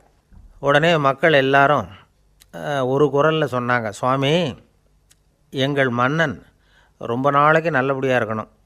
அவர் மகிழ்ச்சியாகவும் உடல் நலத்தோடும் இருந்தால் தான் நாங்கள் அமைதியாக வாழ முடியும் அப்படின்னாங்க. சரி, அதுக்கு என்ன செய்யணும் அப்படின்னார் ஆண்டவன். எங்கள் மன்னருக்கு இன்னும் ஒரு 100 வருஷம் ஆயுளை கொடுங்கோ அப்படின்னாங்க. அவ்வளவு தானே, சரி அப்படியே ஆகட்டும் அப்படின்னு சொல்லிவிட்டு ஆண்டவன் போயிட்டார். மக்கள் மகிழ்ச்சியோடு திரும்பி வந்தாங்க. மன்னா, கடவுள் வரம் கொடுத்துட்டார், நீங்கள் 100 வருஷம் வாழ போகிறீங்க அப்படின்னாங்க. இதை கேட்டதும் ராணி ராஜாவை வணங்கி நான் தவம் செய்ய போகிறேன் அப்படின்னு புறப்பட்டாங்க. உடனே மக்கள் என்ன நினச்சாங்க தெரியுமா? ஐயோ, நாம் ராஜாவுக்கு மட்டும்தானே நீண்ட ஆயுள் வேணும்னு வரம் வாங்கினோம், ராணிக்கு வாங்கலையே, அதுதான் கோபத்தில் புறப்பட்டாங்க போல இருக்குது அப்படின்னு நினச்சி வருத்தப்பட்டாங்க. ஆனால் ராணி நினச்சது அது இல்லை. ராணி போய் தவம் பண்ணாங்க, கடவுள் காட்சி கொடுத்தார். இவங்க கேட்குறாங்க, சுவாமி, ராஜாவுக்கு மட்டும் 100 வருஷம் ஆயுள்னு வரம் கொடுத்துட்டீங்க, அப்படின்னா குடிமக்களும் 100 வருஷம் இருக்கணும். இப்படிப்பட்ட குடிமக்கள் இல்லைன்னா அப்படிப்பட்ட அரசன் இருந்து என்ன பிரயோஜனம் அப்படின்னாங்களாம். ஆண்டவன் பார்த்தார், சரி அவங்களும் 100 வருஷம் வாழ்வாங்க, அது மட்டும் இல்லை நீயும் 100 ஆண்டு காலம் வாழ வரமளிக்கிறேன் அப்படின்னு சொல்லிவிட்டு மறைஞ்சிட்டார். இதில் ஆண்டவன் வர்றதும் மறையிறதும் முக்கியம் இல்லை. இதில் கவனிக்க வேண்டியது ஆள்கிறவனின் விசாலமானம், குடிமக்களின் விசாலமானம், ஆள்கிறவன் மனைவியினுடைய விசாலமானம். இப்படி ஒரு நாடு இருந்துட்டுதுன்னா எப்படி இருக்கும் வாழ்க்கையை நினச்சி பாருங்கள். அதனால தான் பெரியவங்கள்லாம் சொல்கிறாங்க, இதய வாசல் திறந்தே இருக்கணும், இதயத்தின் கதவுகளை மூடாதீங்க அப்படின்னு சொல்லுவாங்க. என்கிட்ட ஒருத்தர் சொன்னார், என்னுடைய இதய வாசல் எப்பவும் திறந்தே தான் இருக்குதுன்னார். எதனால் அப்படி சொல்கிறீங்க அப்படின்னு கேட்டோம். டாக்டரே சொல்லிவிட்டார், என்னுடைய இதயத்தில் ஒரு ஓட்டை இருக்குது அப்படின்னு, வால்வு சரியில்லையா அப்படிங்கிறார். அளவுக்கு மிஞ்சினால் அமிர்தமும் நஞ்சு அப்படின்னு சொல்லுவாங்க. அது உண்மைதான். ஒருத்தருக்கு அளவுக்கு மீறிய புகழ் வந்துட்டுதுன்னு வச்சுங்க, அது கூட ஆபத்தாக போயிடுறது உண்டு. பழங்காலத்துல எல்லாம் கிரேக்க தேசத்தில் ஒரு பழக்கம் உண்டாம். அதாவது யாராவது ஒருத்தரை நாடு கடத்தணும்னா அதுக்கு ஒரு வழி உண்டு. அதாவது ஒருத்தரை நாடு கடத்தணும்னு மக்கள் விரும்புகிறாங்கன்னு வச்சுங்களேன், அவர் பேரை ஒரு மண்பாண்ட ஓட்டுச்சில்லில் எழுதி அதை ஒரு குறிப்பிட்ட பொது இடத்துல போட்டுற வேண்டியது, அவ்வளவுதான். இது மாதிரி பல பேர் போட்டுக்கிட்டே இருப்பாங்க, எல்லாம் அப்படியே குவிஞ்சு போயிடும். அந்த ஓட்டாஞ்சில்லு குவியலில் யாருடைய பேர் அதிகமாக இருக்குதோ அந்த நபரை ஒரு 10 ஆண்டுகள் நாடு கடத்தி விடுவாங்க. இது அந்த ஊர் வழக்கமாக. ஒரு நாள் அந்த குவியலுக்கு பக்கத்தில் ஒரு ஆள் நின்றுக்கிட்டு இருக்கிறான். அவன் கையில் ஒரு ஓட்டாஞ்சில்லு வச்சுருக்கிறான். அதில் யாரோட பேரையோ எழுதணும், எழுதி அந்த இடத்துல போடணுங்கிறது அவன் ஆசை. ஆனால் அவன் படிக்காதவன், அதனால் எழுத தெரியல. யாராவது அந்த வழியாக வர்றாங்களான்னு பார்த்துக்கிட்டே நின்றுக்கிட்டு இருந்தான். ஒரு பெரியவர் வந்துக்கிட்டு இருந்தார். அவர்கிட்ட ஓடினான். கையில் இருந்த மண்பாண்ட சில்லை கொடுத்தான். ஐயா, இதில் ஒரு பேர் எழுதி கொடுங்களேன்னா. அந்த பெரியவர் அதை வாங்கி கையில் வச்சுக்கிட்டு, என்ன பேர் எழுதணும் சொல்லு அப்படின்னா. இவன் சொன்னான், அரிஸ்டைடிஸ் அப்படின்னு எழுதுங்க அப்படின்னா. இதை கேட்டதும் அந்த பெரியவருக்கு அதிர்ச்சி. ஏன்னா அவர் தான் அரிஸ்டைடிஸ், தத்துவ மேதை அரிஸ்டைடிஸ் அவர். இருந்தாலும் நான் தான் அதுங்கிறத காட்டிக்காமல் அந்த ஆளுக்கிட்ட கேட்டார். அது சரிப்பா, அரிஸ்டைடிஸுங்கிற பேரை எழுத சொல்கிற, அவர் உனக்கு என்ன கெடுதல் பண்ணார், அவர் பேரை இதில் எழுத சொல்கிறியே அப்படின்னு கேட்டிருக்கார். அதுக்கு இவன் சொன்னானா, அவர் எனக்கு எந்த கெடுதலும் பண்ணலை, அவரை நான் பார்த்தது கூட இல்லை அப்படின்ட்டுருக்கான். அப்புறம் எதுக்காக அவரை நாடு கடத்தணும்னு நீ ஆசைப்படுற அப்படின்னு கேட்டிருக்கார். இப்போ அந்த ஆள் சொல்கிறான், அரிஸ்டைடஸை பற்றி எல்லாரும் பேசுகிறாங்க, அவர் ரொம்ப நல்லவர், அவர் ஒரு பெரிய அறிவாளிங்கிறாங்க, அவர் ஒரு பெரிய வள்ளல், பேரறிஞர், இப்படி எல்லாரும் சொல்கிறத கேட்டு கேட்டு எனக்கு ரொம்ப அலுத்து போயிட்டுது, அதனால தான் வெறுப்பாயிட்டேன் அப்படின்னு நானும். இதிலேருந்து என்ன தெரியுது? நாம் நல்லவனாக இருக்கிறதுல ஒன்றும் இடைஞ்சல் இல்லை. ஆனால் நம்மளை நல்லவன் நல்லவன் எல்லாரும் சொல்ல ஆரம்பிச்சிட்டாங்கன்னு வச்சுக்கோங்க, அப்போ இடைஞ்சல் ஆரம்பம்னு அர்த்தம்.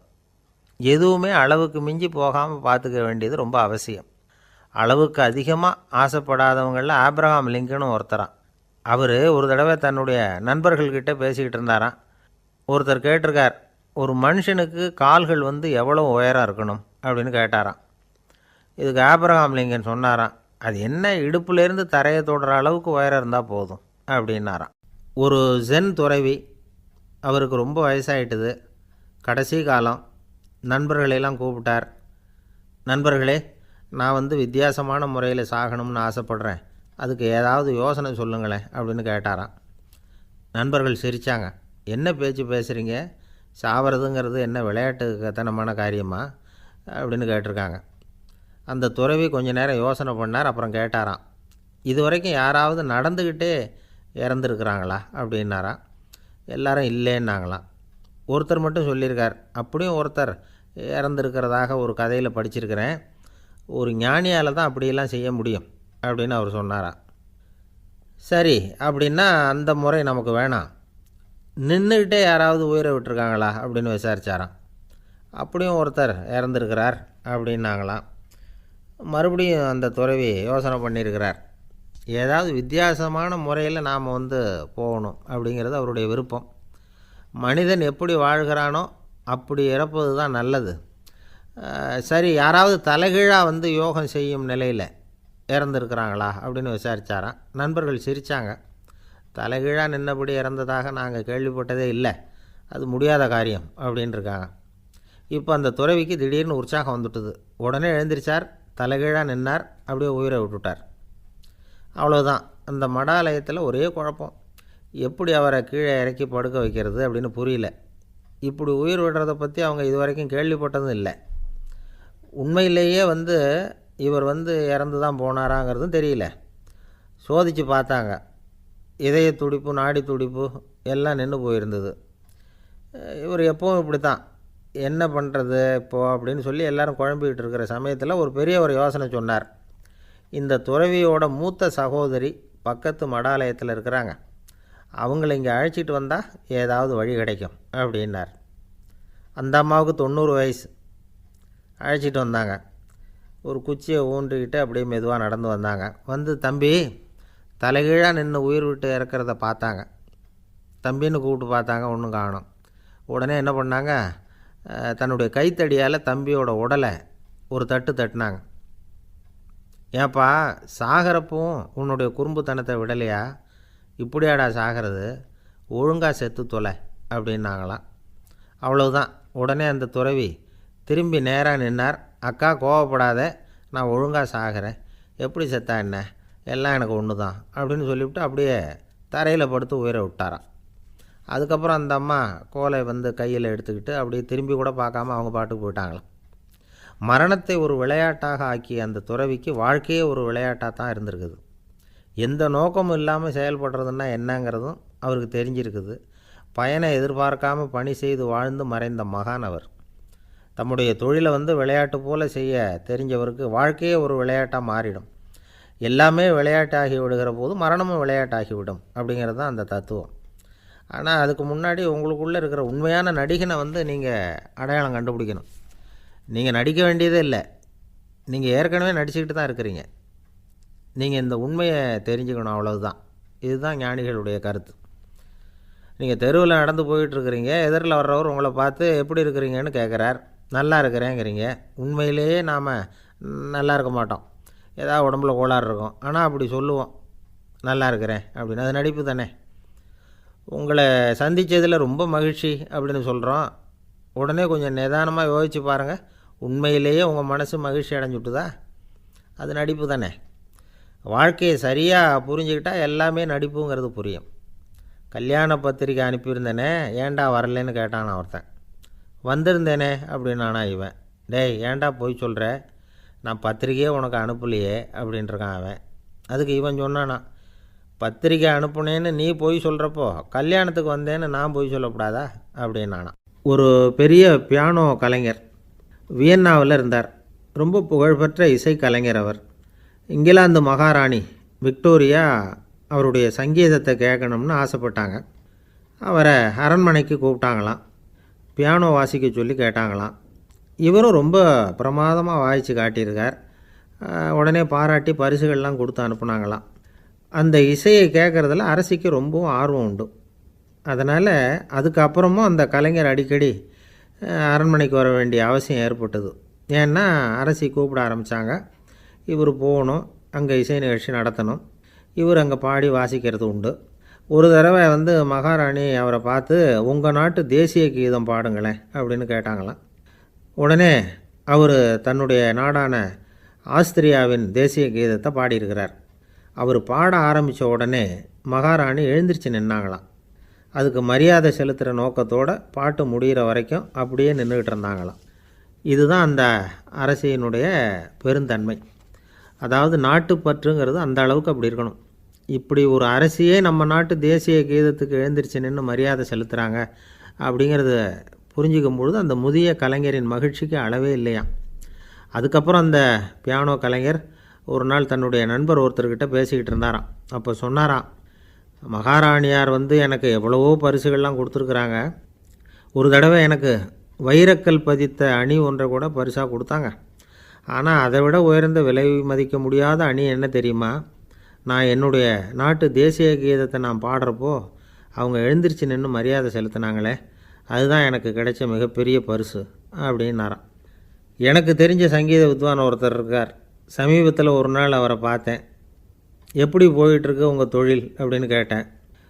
ரொம்பவும் வித்தியாசமாக போயிட்டுருக்குங்க அப்படின்னார். என்ன சொல்கிறீங்க அப்படின்னேன். முன்னாடியெல்லாம் நான் பாடினா எதிரில் இருக்கிறவங்க தான் எழுந்திரிச்சு போயிட்டு இருந்தாங்க. இப்போ எப்படின்னா நான் பாட ஆரம்பிச்சுட்டா உடனே பக்கவாத்தியக்காரனே எழுந்திரிச்சு போயிடுறான் அப்படின்னார் ரொம்ப வேதனையோட. பொங்கல் திருநாள்னால் இது ஏதோ அறுவடை திருநாள் அப்படின்னு சொல்லுவோம். அதாவது வருஷம் பூரா நாம் பாடுபட்டு அதனுடைய பலனை அனுபவிக்கிற நாள் அப்படிங்கிறது நாம் சொல்லிகிட்டு இருக்கிறது. இது முக்கியமாக இது ஒரு நன்றி அறிவிப்பு நாள் அப்படின்னு சொல்லுவாங்க. இன்றைக்கி நிறைய நன்றி அறிவிப்பு கூட்டம்லாம் நடந்துக்கிட்டு இருக்குல்ல, அது மாதிரி விவசாயிகள் நடத்துகிற ஒரு நன்றி அறிவிப்பு விழா இது. யாருக்கு நன்றி சொல்கிறாங்கன்னா ஆதவனுக்கு. அதாவது சூரியன் இல்லைன்னா விவசாயம் இல்லை. அதனால் ஆதவனுக்கு நன்றி செலுத்துகிற நாளாக இந்த பொங்கல் திருநாளை நாம் கொண்டாடுறோம். அதாவது இந்த பொங்கலில் விவசாயிகள்கிட்டேருந்து நிறைய பண்புகளை நாம் தெரிஞ்சுக்க வேண்டிய நாள் இது. விவசாயிகள் அவங்க விவசாயம் முன்னேறி இருக்கிற அளவுக்கு விவசாயிகளுடைய வாழ்க்கை தரம் முன்னேறலை. அந்த அளவுக்கு அவர்கள் நாட்டுக்காக உழைச்சிக்கிட்டு இருக்கிறாங்க. அந்த காலத்திலே அதை பற்றி ஒரு கதை சொல்கிறது உண்டு. ஒரு வயசான ஆள் நிலத்தில் ஏறு உழுதுகிட்டு இருந்தாராம். கிழிஞ்சு போன ஒரு சின்ன துண்டை தான் இடுப்பில் கட்டியிருந்தாராம். தலையில் ஒரு கந்தலை சுற்றி இருந்தார். உடம்பு பூரா சேரு, ரொம்ப ஏழை. ஏறு ஓட்டிகிட்ருக்கிறவர் வேறு எப்படி இருப்பார்? இருந்தாலும் அந்த ஆள் ரொம்ப ஜாலியாக பாட்டு பாடிக்கிட்டே ஏறு உழுதுகிட்டு இருந்தாராம். உடம்புல தான் அவர் ஏழையை தவிர மனசில் ஒரு ஏழையாக தெரியல. அந்த சமயத்தில் அந்த நாட்டு ராஜா அந்த பக்கமாக குதிரை மேலே வந்தாராம். வேட்டைக்கு போயிட்டு பரிவாரங்களோடு திரும்பி வந்துக்கிட்டு இருக்கிறார். ரொம்ப செல்வ செழிப்பில் இருக்கிற ராஜா அவர் இந்த வயசான விவசாயியை பார்த்துருக்கார். இந்த ஆள் ரொம்பவும் ஏழைங்கிறது அவரை பார்த்தாவே பளிச்சுன்னு தெரியுது. கட்டிக்கிறதுக்கு நல்ல துணி இல்லை, உடம்போ இழைச்சி போயிருக்குது, வயிறு முதுகில் போய் ஒட்டிக்கிட்டு இருக்கு, கண்ணு குழி விழுந்து போயிருக்குது. ஆனாலும் முகத்தை பார்த்தா சந்தோஷமாக இருக்கிற மாதிரி இருக்குது. இவ்வளவு உற்சாகமாக பாடிக்கிட்டு இருக்கிறாரே அப்படின்னு ஆச்சரியமாக நினச்சி பார்த்தார் அந்த ராஜா. சரி, அவர்கிட்ட கொஞ்சம் பேச்சு கொடுத்து பார்க்கலாம் அப்படின்னு முடிவு பண்ணார். ஐயா பெரியவரே, இப்படி கொஞ்சம் வர முடியுமான்னாராம். பொழுது போகிறதுக்குள்ளே நான் இந்த வயல் பூரா உழவு ஓட்டி ஆகணும், அதனால் பேசுகிறதுக்கு நேரம் இல்லை அப்படின்னாராம் அந்த பெரியவர். என்ன அவ்வளவு அவசரமாக? மீதி இருந்தால் நாளைக்கு உழுதக்கூடாதா? அது சரி, உனக்கு எத்தனை ஏக்கர் நிலம் இருக்குது அப்படின்னு விசாரிச்சிருக்கார் ராஜா. எனக்குன்னு சொந்தமாக உள்ளங்கை அளவு கூட நிலம் கிடையாது. இது எங்கள் முதலாளியோட நிலம். இதை பூராவும் உழுது முடித்தாதான் அவர் கூலி கொடுப்பார். நான் கூலிக்கு உழுதுகிட்டு இருக்கிறேன். உங்ககிட்ட பேசிக்கிட்டு இருந்தால் அவருக்கு துரோகம் பண்ணது மாதிரி ஆகிடும் அப்படின்னாராம். ராஜா குதிரையை விட்டு கீழே இறங்கினார். வரப்பில் நடந்து அந்த பெரியவர்கிட்டே போனாராம். சரி, ஒரு நாள் பூரா உழுதா உனக்கு எவ்வளவு கூலின்னு கேட்டிருக்கார். 8 அணா கூலி கிடைக்கும்னாராம் அவர். இது ரொம்ப காலத்துக்கு முன்னாடி நடந்த ஒரு சம்பவங்கிறதுனால அப்போ 8 அணா கூலிங்கிறது ரொம்ப பெருசு. இருந்தாலும் அதுவும் அந்த ராஜாவுக்கு பெரிய கூலியாக தெரியல. இவ்வளவு தானா, இதை வச்சுக்கிட்டு நீ எப்படி காலம் தள்ளுற அப்படின்னாராம். ஒன்றும் கவலை இல்லை அப்படின்னாராம் அவர். ராஜாவுக்கு ரொம்ப ஆச்சரியமாக போச்சு. 8 அணா கூலி வாங்குகிற இந்த ஆள் கவலை இல்லாமல் இருக்கிறார், ஏராளமான வசதியோடு இருக்கிறன்னா கவலை இல்லாமல் வாழ முடியலையே அப்படின்னு நினச்சி பார்த்துருக்கார். அது சரி, 8 அணாவில் எப்படி குடும்பம் நடத்துகிற அப்படின்னு கேட்டாராம். எனக்கு கிடைக்கிற 8 அணாவில் 2 அணா குடும்பத்துக்கு செலவழிக்கிறேன், 2 அணா பழைய கடனுக்கு கொடுக்குறேன், 2 அணா தர்மம் செய்கிறேன், 2 அணா வட்டிக்கு கொடுக்குறேன், ஒரு குறையும் இல்லைன்னாராம். ராஜாவுக்கு ஒன்றும் புரியல. எனக்கு ஒன்றும் புரியலையேன்னு இருக்கார். ஐயா, எனக்கும் என் மனைவிக்கும் 2 அணா செலவாகுது. வயசான அம்மா அப்பா இருக்கிறாங்க, சின்ன வயசில் என்னை காப்பாற்றினவங்க அவங்க. அந்த கடனுக்கு 2 அணா செலவாகுது, அது பழைய கடன். என் தங்கச்சி ஒருத்தி ஆதரவு இல்லாத நிலைமையில் தன்னுடைய மகனோட என் வீட்டில் வந்திருக்கிறா, அவளுக்கும் அவள் மகனுக்கும் 2 அணா செலவு பண்ணுறேன், அது தர்மம். எனக்கு 2 பிள்ளைங்க இருக்கிறாங்க, அவங்களுக்கு 2 அணா செலவு பண்ணுறேன், அது வட்டிக்கு கொடுக்கறது மாதிரி. பிற்காலத்தில் அவங்க எங்களை காப்பாற்றுவாங்க. அந்த வகையில் நான் திருப்தியோடு வாழ்ந்துக்கிட்டு இருக்கிறேன் அப்படின்னாராம். ராஜாவுக்கு அர்த்தம் புரிய ஆரம்பிச்சுதான். அந்த பெரிய நிலத்தை விலை கொடுத்து வாங்கி அந்த பெரியவருக்கே தானமாக கொடுத்துட்டாராம். இப்போ உழுதவருக்கே நிலம் சொந்தமாகிட்டுது. அன்னையிலேருந்து அரசனுக்கும் ஆறுதல் கிடைச்சிதான். இப்படி ஒரு கதை சொல்லுவாங்க. 8 அணா வருமானத்தை வச்சுக்கிட்டு எப்படி காலத்தை தள்ளுறதுன்னு சொல்கிறதுக்காக இந்த கதையை சொல்கிறதாக யாரும் தப்பாக நினச்சிக்கக்கூடாது. கிடைக்கிறத எப்படி பங்கு போடுறார், எப்படி திருப்தியாக வாழறார் அப்படிங்கிறது தான் முக்கியம். அது மாதிரி இன்றைக்கு இந்த பொங்கல் திருநாளில் உழவர்கள் மனசு மகிழ்ச்சியாக இருந்ததுன்னா அது எல்லாரும் மகிழ்ச்சியாக இருக்கிறது மாதிரி அர்த்தம். அதனால் அவர்கள்ட்டேருந்து நாம் பாடம் கற்றுக்கணும். சில உழவர்கள் தங்கள் நிலத்தில் விளையிறத தாங்கள் சாப்பிட மாட்டாங்க. அடுத்தவங்கள்ட்ட விற்றுட்டு சந்தையில் போய் வேறு அரிசி வாங்கிட்டு வந்து தான் இவங்க சாப்பிடுவாங்க. அப்படிப்பட்ட விவசாயிகள்லாம் இது உண்டு. பங்கிடுகிற பண்பை உழவர்கள்ட்டேருந்து கற்றுக்கொள்ளுங்கள் அப்படிம்பாங்க. ஒரு ஆள் நிம்மதியாக மகிழ்ச்சியாக இருந்தானா, உங்கள் நிம்மதிக்கும் மகிழ்ச்சிக்கும் என்ன காரணம்னு கேட்டிருக்கார் இன்னொருத்தர். என்கிட்ட இருந்தது பூராவையும் என் பிள்ளைங்களுக்கு சமமாக பங்கு போட்டு கொடுத்துட்டேன், எனக்குன்னு எதுவுமே வச்சுக்கல, அதுதான் நிம்மதிக்கு காரணம்ன்றிருக்கான். உங்ககிட்ட இருந்தது எவ்வளவு இருந்தது அப்படின்னு கேட்டிருக்காரு அவர். மொத்தமாக ஒரு 50,000 ரூபா இருக்கும் அப்படின்னு இருக்கான். அவ்வளவும் பணமாகவே இருந்ததா அப்படின்னு கேட்டிருக்காங்க இவங்க. இல்லைங்க, அவ்வளவும் கடன், அதை தான் பிரித்து கொடுத்துருக்கேன் பிள்ளைங்கக்கிட்ட அப்படின்னு நானும். அவன், ஐயா உங்கள் பேரை தொடர்ந்து தினம் கேட்டுக்கிட்டு இருக்கிறேன் அப்படின்னார் ஒருத்தர். தொடர்ந்து கேட்குறீங்களே, உங்களுக்கு காது வலிக்கலையா அப்படின்னு கேட்டோம். பேசுகிற உங்களுக்கே வாய் வலிக்கலை அப்படிங்கிறப்போ கேட்குற எங்களுக்கு எப்படி காது வலிக்கும் அப்படின்னார். நம்ம உடம்புல ஒரு அதிசயம் என்ன தெரியுமா? ரொம்ப நேரம் நாம் நடக்கிறோம்னு வச்சுக்கோங்க, கால் வலிக்கும். ரொம்ப நேரம் வேலை செஞ்சால் கை வலிக்கும், உடம்பு வலிக்கும். ரொம்ப நேரம் பார்த்துக்கிட்டே இருந்தால் கண்ணு வலிக்கும். ரொம்ப நேரம் பேசிக்கிட்டே இருந்தால் வாய் கூட வலிக்கும். ஆனால் ரொம்ப நேரம் கேட்டுக்கிட்டே இருக்கிறதுனால காது வலிக்கிறது இல்லை. அதனால் கேட்குறதுக்கு முக்கியத்துவம் கொடுத்தாங்க நம்ம பெரியவங்க. திருவள்ளுவர் தேவையில்லாமல் வார்த்தைகளை உபயோகப்படுத்த மாட்டார். ஒரு திருக்குறள்னு எடுத்துக்கிட்டாவே அதில் மொத்தம் 7 வார்த்தைகள், அவ்வளவுதான். அப்படி 7 வார்த்தைகள் மட்டுமே உள்ள ஒரு திருக்குறளில் வள்ளுவர் ஒரே வார்த்தையை 5 தடவை உபயோகப்படுத்தியிருக்கிறார், திரும்ப திரும்ப பயன்படுத்தியிருக்கிறார். அப்படின்னா அதை எந்த அளவுக்கு வலியுறுத்தி சொல்கிறார் அப்படிங்கிறத நாம் புரிஞ்சுக்கணும். அது என்ன குறள்? செல்வத்துள் செல்வம் செவிச்செல்வம், அச்செல்வம் செல்வத்துள் எல்லாம் தலை. செவிச்செல்வம்ங்கிறது அவ்வளவு முக்கியமானது. கற்றலின் கேட்டல் நன்று. அதிகம் கேட்கணுங்கிறதுக்காகத்தான் எவ்வளவு கேட்டாலும் காது வலிக்கிறதில்ல. குறைச்சலாக பேசணும், அதிகமாக கேட்கணும். இன்னொரு விஷயம் கவனிங்க. நம்ம உடம்பில் கண்ணுக்கு மூடி இருக்குது, எதையாவது நாம் பார்க்க விரும்பலைன்னா உடனே கண்ணை மூடிக்கலாம். நம்ம வாய்க்கு மூடி இருக்குது, பேச விருப்பம் இல்லையா, வாயை மூடிக்கலாம். மூக்குக்கு கூட மூடிக்கிற வசதி இருக்குது, எதையாவது முகர விருப்பம் இல்லையா, மூச்சை அடக்கிக்கலாம். ஆனால் பாருங்கள், காதுக்கு மூடி கிடையாது, அதை கையால் தான் மூட முடியும். யார் என்ன சொன்னாலும் அது நல்லதோ கெட்டதோ காதில் விழுந்துக்கிட்டு தான் இருக்கும். அறிவு தான் நல்ல விஷயங்களை எடுத்துக்கிட்டு கெட்ட விஷயங்களை விட்டுடணும். நல்ல கருத்துக்கள் நம்ம காதில் நிறைய விழுந்துக்கிட்டே இருக்கணும். அதை கேட்டு நாம் நல்லபடியாக வாழணுங்கிறது தான் படைப்பின் விருப்பம். ஆன்மீகவாதிகள் கூட ஒன்று சொல்லுவாங்க. அதாவது ஆன்மீக பாதையில் நீங்கள் முன்னேறணும்னா முதல்ல சிரவணம் செய்யணும்பாங்க. அதாவது பெரியவங்க சொல்கிற நல்ல கருத்துக்களை கேட்கணும் அப்படின்னு அதுக்கு அர்த்தம். அதனால் யார் நல்ல கருத்துக்களை சொன்னாலும் அதை காது கொடுத்து கேளுங்க. இவ்வளவு கருத்துக்களையும் நம்ம நேயர் ஒருத்தர்கிட்ட சொல்லிகிட்டு இருந்தோம். அவரும் சரி சரின்னு தலையாடிக்கிட்டே இருந்தார். அப்புறம் சொன்னார், நீங்கள் சொல்கிறது சரிதான் சார், காதுக்கு மூடி இல்லைங்கிறது ரொம்ப சரி. அதனால தான் உங்கள் தகவல் கூட நாங்கள் விரும்புகிறோமோ இல்லையோ தினம் காதில் விழுந்துக்கிட்டு இருக்குது அப்படின்னார். எங்களுக்கு ரொம்ப பெருமையாக இருந்தது. அப்படியா அப்படின்னோம். ஆனாலும் என்ன மாதிரி சில பேர் நீங்கள் தகவல் சொல்கிற சமயத்தில் காதில் மூடி இல்லையேன்னு சொல்லி கவலைப்படுறதில்ல சார் அப்படின்னார். ஏன்னு கேட்டோம்.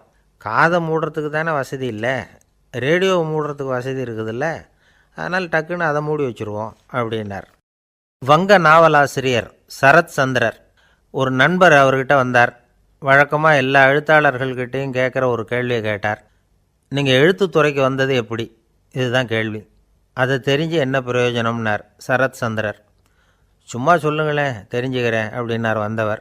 சரி சொல்கிறேன்னு ஆரம்பித்தார். நான் ரங்கூனில் வேலை பார்த்துக்கிட்டு இருந்தேன். சம்பளம் பத்தல, வேலையும் பார்த்துக்கிட்டு ஒரு பலசரக்கு கடை வைக்கலாம்னு நினச்சேன். என்னால் மளிகை கடை வச்சு சரியாக நடத்த முடியுமாங்கிற சந்தேகம் என் மனைவிக்கு. அதை சோதனை பண்ணி பார்க்கணுங்கிறதுக்காக சில பொருள்களின் அளவு, அதோட விலை, இப்படி சிலதை சொல்லி எல்லாத்தையும் மனக்கணக்காக கூட்டி போட சொன்னாங்க. என்னால் சரியாக கூட்டி சொல்ல முடியல. உங்களால் மளிகை கடை நடத்த முடியாதுன்னு சொல்லிவிட்டாங்க. உடனே என்ன பண்ணுறது, வேறு வழி இல்லை, கதை எழுத ஆரம்பிச்சிட்டேன் அப்படின்னார். கேட்டவருக்கு சிரிப்பு வந்துட்டு தான். சரத் சந்திரர் ஒரு பக்கம் சீரியஸான நாவல்கள், சிறுகதைகள் எழுதியிருந்தாலும் அவருடைய இன்னொரு பக்கம் வேறு விதம். நண்பர்கள்கிட்ட பேசும்பொழுதும் சரி, அவர்களுக்கு கடிதங்கள் எழுதும்போதும் சரி, கேலியும் கிண்டலும் நகைச்சுவை உணர்வும் அதிகமாக இருக்கும். காந்திஜி ஒரு சமயம் கல்கத்தாவுக்கு வந்திருந்தார். தேசபக்தர்கள் பல பேர் அவர்கிட்ட பேசிக்கிட்டு இருந்தாங்க. அப்போது சரத் சந்திரரும் அங்கே இருந்தார். கிரண் சங்கர் ராய் அப்படிங்கிறவரும் அங்கே இருந்தார். அவர் சொன்னாராம், காந்திஜியோட பழகிய முதல் வங்காளி நான் தான்.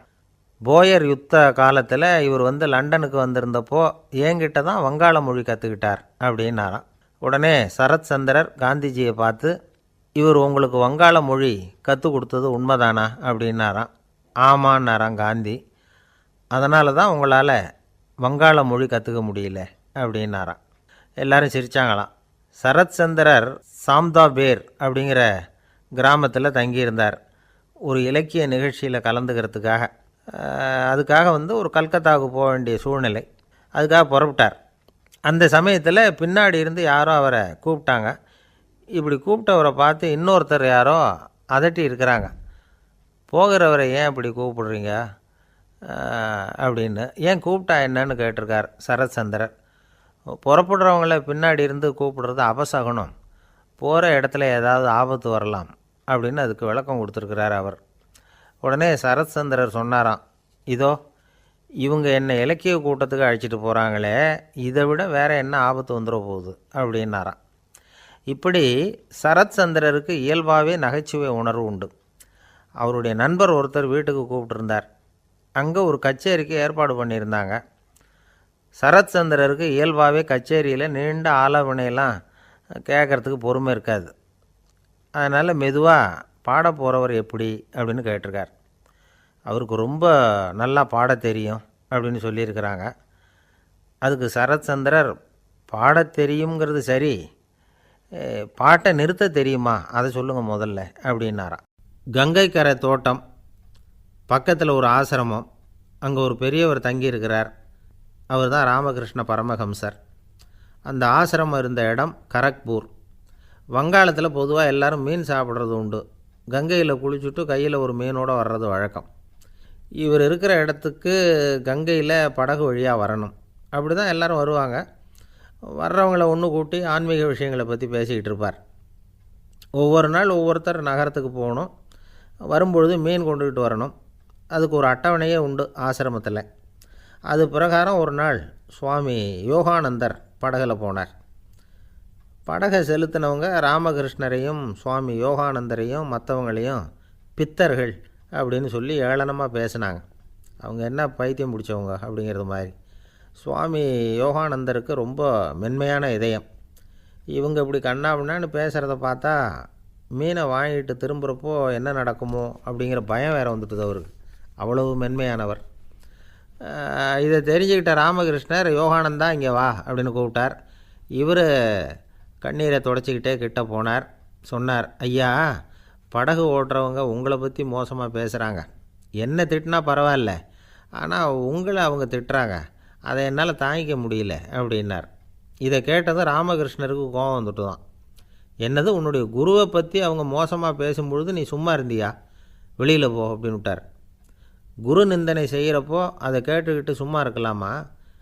குரு நிந்தனையை கேட்டால் பாவம் இல்லையா? என்னை தூற்றும்போது அவங்க பாவம் செய்கிறாங்க, அதை கேட்டுக்கிட்டு நீ சும்மா இருந்தால் நீயும் பாவம் செய்கிற அப்படின்னாராம். அடுத்த நாள் சுவாமி நிரஞ்சனானந்தர் போக வேண்டிய நாள். இவர் படகுல போகும்பொழுதும் அதே மாதிரி நடந்து தான். அவங்க மோசமாக பேச ஆரம்பித்தாங்க, திட்ட ஆரம்பித்தாங்க. அப்படி கேலி பண்ண ஒருத்தனை இவர் என்ன பண்ணார், பலார்னு கன்னத்தில் அரைஞ்சிட்டார். இன்னொருத்தனை கங்கையில் தூக்கி எறியறதுக்கும் தயாராகிட்டார். அதுக்கப்புறம் அவங்க யாரும் வாயை திறக்கலை. மீன் வாங்கிட்டு வர்றப்பவும் படகுல ஒரே அமைதி. அவ்வளவு பயம் அவங்களுக்கு. ராமகிருஷ்ணர் கூப்பிட்டு விசாரித்தார் என்ன நடந்ததுன்னு. இவர் சொன்னார், அவர் யோகானந்தா போகும்பொழுது என்ன நடந்ததோ அப்படியே தான் இப்போவும் நடந்தது. குரு நிந்தனை செய்கிறத கேட்டுக்கிட்டு நான் சும்மா இருப்பேனா? ஒருத்தனை அப்படியே அரைஞ்சுட்டேன், இன்னொருத்தனை ஆற்றுல தூக்கி போட்டுருவேன்னு பயமுறுத்தினேன், அவ்வளவுதான் அப்படின்னாராம். இப்போவும் ராமகிருஷ்ணருக்கு கோபம் வந்துட்டு தான். என்ன இது, அணியறது காஷாயம், இருக்கிறது ஆசிரமம், உனக்கு இவ்வளவு கோபம் வந்ததுன்னா அப்புறம் என்னத்துக்கு ஆசிரமத்தில் இருக்கணும்? பிரம்மச்சாரி எப்பவும் அமைதியாக இருக்கணும் அப்படின்னு அறிவுரை சொன்னாராம் ராமகிருஷ்ணர். அப்போ இவர் கேட்டாராம், ஏங்க அவருக்கு ஒரு விதமான அறிவுரை சொன்னீங்க, எனக்கு வேறு விதமாக அறிவுரை சொல்கிறீங்க, இதில் எது உண்மை அப்படின்னு கேட்டிருக்கார். இதுக்கு ராமகிருஷ்ணர் சொன்ன பதில் என்னென்னா, அட அசடே, சக்கரத்தில் காற்று அதிகமாக இருந்தால் குறைக்கணும், குறைச்சலாக இருந்தால் கூட்டணும். அவன் சாது, அவனுக்கு அதிக உணர்ச்சி தேவை, உனக்கு படபடப்பு அதிகம், உனக்கு பொறுமை தேவை அப்படின்னாராம். இதில் உள்ள கருத்து என்னென்னா, கல்விங்கிறது எப்படின்னா அதை சூழ்நிலைக்கு தகுந்த மாதிரி